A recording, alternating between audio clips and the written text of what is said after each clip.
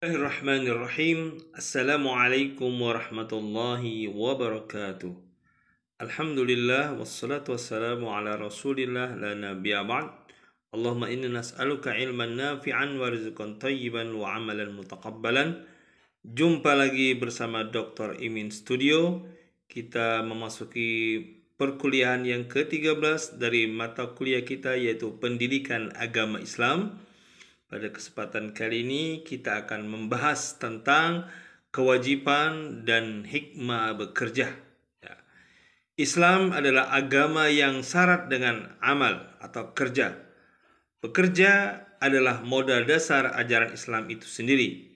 Boleh dikatakan bahwa seorang muslim yang bekerja adalah orang yang memiliki harga diri dan kemuliaan di hadapan Allah Subhanahu wa taala khususnya, dan di hadapan sesama manusia pada umumnya. Ya, setidaknya ada 360 ayat ya dari Al-Qur'an yang berbicara tentang bekerja. Dan lainnya sekitar 190 ayat berbicara tentang bertaubat, yang keseluruhnya meliputi hukum ketenagakerjaan menurut syariat. Allah memerintahkan kita untuk melakukan pekerjaan yang baik agar memperoleh ganjaran dan ampunannya. Dimensi pekerjaan yang baik, ya, al-amal as-salihah, sangat luas maknanya, seluas misi Islam itu sendiri. Pekerjaan dalam Islam harus mengacu kepada penegakan keadilan dan menjadi kebaikan atau kemaslahatan bagi seluruh alam. Oleh sebab itu, makna kebaikan tidak hanya diartikan sempit dan parsial dengan diidentikan pada laba yang banyak, namun Islam memiliki sistem bekerja yang mengacu kepada norma yang tidak saling merugikan. Oleh karena itu, maka motivasi bekerja tentunya hanya semata-mata ditunjukkan untuk Allah sebagai wujud dari kesadaran diri sebagai makhluknya. Allah telah berjanji kepada orang-orang yang beriman dan melakukan amal soleh, yaitu pekerjaan yang baik dan benar serta proporsional, bagi mereka ampunan dan ganjaran dari Allah Subhanahu wa taala. Sebagaimana firman-Nya dalam surah An-Nahl ayat 97. A'udzubillahi samil alim minasyaitonir rajim. Bismillahirrahmanirrahim. Man 'amila salihan min zakarin aw untha wa huwa mu'minun falanuhyiyannahu hayatan thayyiban wa lanuhziyannahum ajrahum bi ahsani ma kanu ya'malun. Barang siapa yang mengerjakan amal saleh, baik laki-laki maupun perempuan, dalam keadaan beriman, maka sesungguhnya akan kami berikan kepadanya kehidupan yang baik, dan sesungguhnya akan kami beri balasan kepada mereka dengan pahala yang lebih baik dari apa yang telah mereka kerjakan. Ya, motivasi dalam bekerja haruslah kuat, ya. Sekuat membaja yang imbalannya digunakan untuk memenuhi kebutuhan manusia secara material maupun spiritual, badania dan jasmania. Hal ini dapat kita lihat dalam firman-Nya dalam surah Al-Jumu'ah ayat 10 yang berbunyi, "Fa idza qudiyatis salatu fantashiru fil ard wabtaghu min fadlillah wazkurullaha katsiran la'allakum tuflihun." Dan apabila telah ditunaikan salat, maka bertebaranlah kamu di muka bumi dan carilah karunia Allah, dan ingatlah Allah sebanyak-banyak kamu agar kamu beruntung. Al-Jumu'ah ayat 10.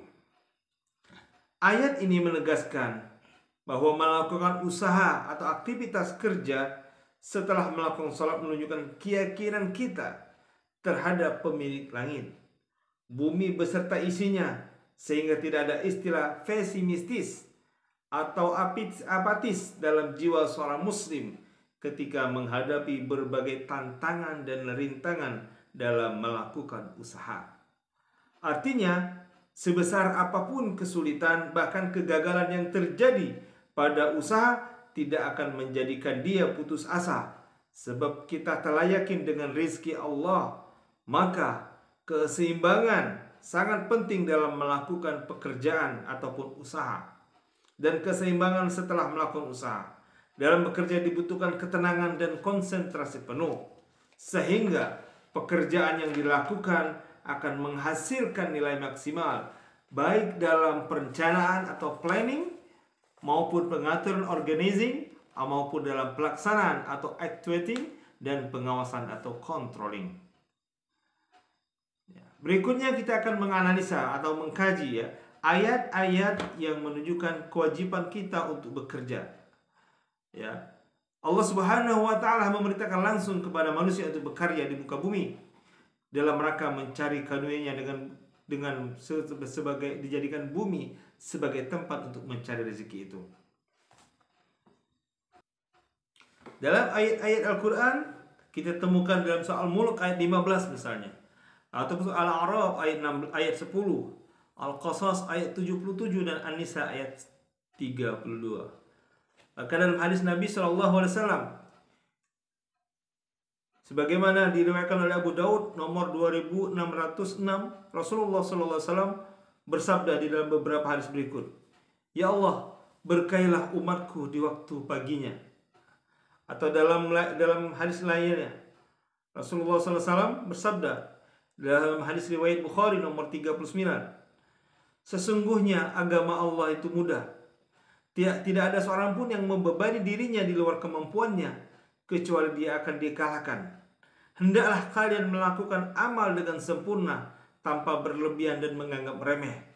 Jika tidak mampu berbuat yang sempurna atau ideal, maka melakukanlah yang mendekatnya. Perhatikanlah ada pahala di balik amal yang selalu kontinu. Lakukanlah ibadah secara kontinu di waktu pagi dan waktu setelah matahari tergelincir, serta beberapa waktu di akhir malam." Hadis riwayat Bukhari nomor 39. Berikutnya dalam hadis Bukhari juga, tidak ada makanan yang lebih baik bagi seorang melebihi makanan yang berasal dari buah tangannya itu sendiri. Sungguh Nabi Daud alaihissalam makan dari hasil tangannya sendiri. Atau dalam hadis Ibnu Asakir, "I'mal lidunyaka ka'annaka ta'ishu abadan wa'mal li akhirataka ka'annaka tamutu ghadan." Bekerjalah untuk kepentingan duniamu seolah-olah engkau hidup selama-lamanya, dan bekerjalah untuk kepentingan akhiratmu seolah-olah engkau akan mati esok hari.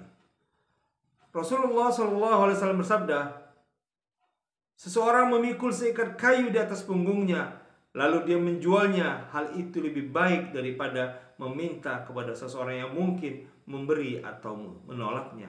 Muttafaqun alaih. Pada prinsipnya, berusaha dan berikhtiar dalam rangka mencari rezeki dan karunia Allah adalah wajib. Akan tetapi Islam tidak mewajibkan memilih satu bidang usaha dan pekerjaan tertentu. Hal itu menunjukkan bahwa setiap orang dapat memilih usaha sesuai dengan bakat, keterampilan dan faktor lingkungan masing-masing, selama tidak bertentangan dengan syariat. Sebagaimana dalam kaidah hukum Islam dikatakan, asal dalam akad muamalah adalah boleh, kecuali ada dalil atau keterangan yang melarangnya. Kaidah ini mengandung arti bahwa urusan keduniawian pada dasarnya boleh, tidak dilarang, kecuali ada keterangan atau dalil yang melarang. Oleh karena itu dalam urusan keduniawian seharusnya mencari dalil yang melarang dan mengharamkannya terlebih dahulu, bukan mencari dalil yang menghalalkannya. Baik, berikutnya ada beberapa hikmah bekerja. Tentunya yang pertama yaitu membina ketentraman dan kebahagiaan, memenuhi nafkah hidup keluarga sebagai sarana ibadah. Ibadah itu mencakup segala bentuk aktivitas yang berhubungan dengan sesama manusia, sebagaimana kita ikrarkan dalam salat kita di setiap 5 waktu. "Inna salati wa nusuki wa mahyaya wa mamati lillahi rabbil alamin la syarika lahu wa bidzalika umirtu wa ana minal muslimin. Berikutnya, hikmah dari bekerja adalah dapat menolak ke segala bentuk kemungkaran. Baik, etos kerja. Bagaimana pandangan Islam tentang etos kerja? Ya. Etos berasal dari bahasa Yunani yang berarti suatu yang diyakini cara berbuat, sikap serta persepsi terhadap nilai bekerja. Dari kata ini lahir etik, yaitu pedoman moral dan perilaku. Pada gilirannya, kata etik digunakan untuk kata bisnis, ketika etika kedokteran, etika keguruan dan sebagainya, yang memiliki arti pedoman dan ketentuan moral seorang usahawan, dokter, guru, dan lain-lain. Etika ini berhubungan dengan kejiwaan, maka hendaknya setiap muslim menjadikan Islam sebagai dasar pijakan untuk melahirkan etos kerja seorang muslim. Maka etos kerja itu menjadi nilai amal saleh, dalam arti amal yang sesuai dengan syariat ataupun aturan-aturan dalam Islam. Ya, semangat kerja seorang muslim diukur dari nilai ilahiyahnya yang dasarnya dari kalimat la ilaha illallah, yang melahirkan setidaknya 3 aspek, yaitu yang pertama aspek rububiyah, di mana keyakinan kepercayaan bahwasanya hanya Allah saja yang mempunyai kekuasaan menciptakan, mengatur dan memelihara serta menguasai alam semesta. Maka dari aspek ini tertanam pada setiap muslim atau pekerja muslim bahwa Allah adalah yang maha melindungi dari segala yang memiliki kekuatan di luar kekuatan manusia. Yang kedua, aspek uluhiyah, di mana kepercayaan dan keyakinan akan ketuhanan Allah, di mana tiada Tuhan yang sesungguhnya kecuali Allah, yang tiada syarikat baginya. Pengaruh yang muncul dari aspek ini bagi pekerja seorang muslim adalah terbebasnya ketergantungan dalam bekerja selain ketergantungan kepada Allah Subhanahu wa taala. Ketiga, aspek ibadah, yaitu kepercayaan dan keyakinan bahwasanya hanya Allah saja yang wajib diibadahi. Selain darinya tiada yang wajib diibadahi. Hal ini akan menjadi pengaruh pada etos kerja seorang muslim, bahwa apapun yang dikerjakannya bermuara kepada cinta dan ridha Allah Subhanahu wa taala. Sesuai dengan salah satu makna dari ibadah, yaitu adalah segala sesuatu yang dicintai dan diridhai Allah, baik ucapan maupun perbuatan yang nampak maupun yang tersembunyi. Inilah perbedaan yang mendasar antara etos kerja muslim dengan etos kerja manusia lainnya.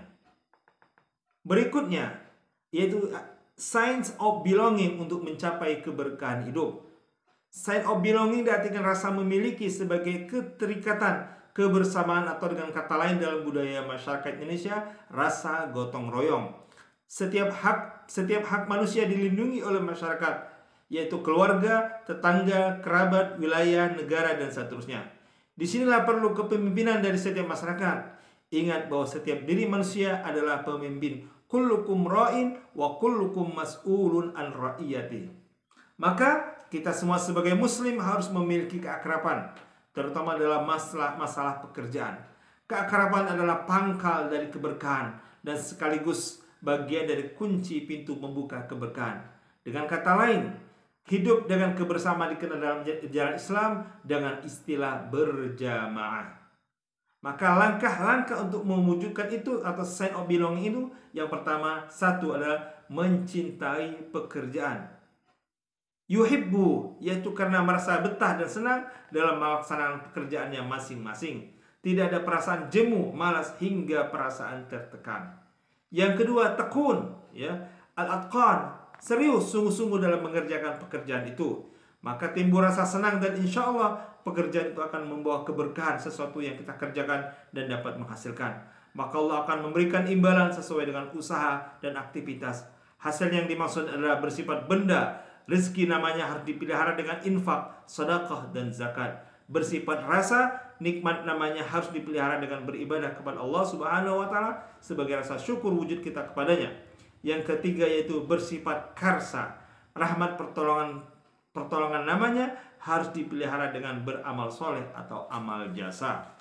Dan yang keempat yaitu bersifat keturunan zuriyah, namanya harus dipelihara dengan kerjasama atau silaturahmi, dengan kata lain memperkuat jamaah. Inilah pembahasan kita tentang kewajiban dan hikmah bekerja bagi seorang muslim.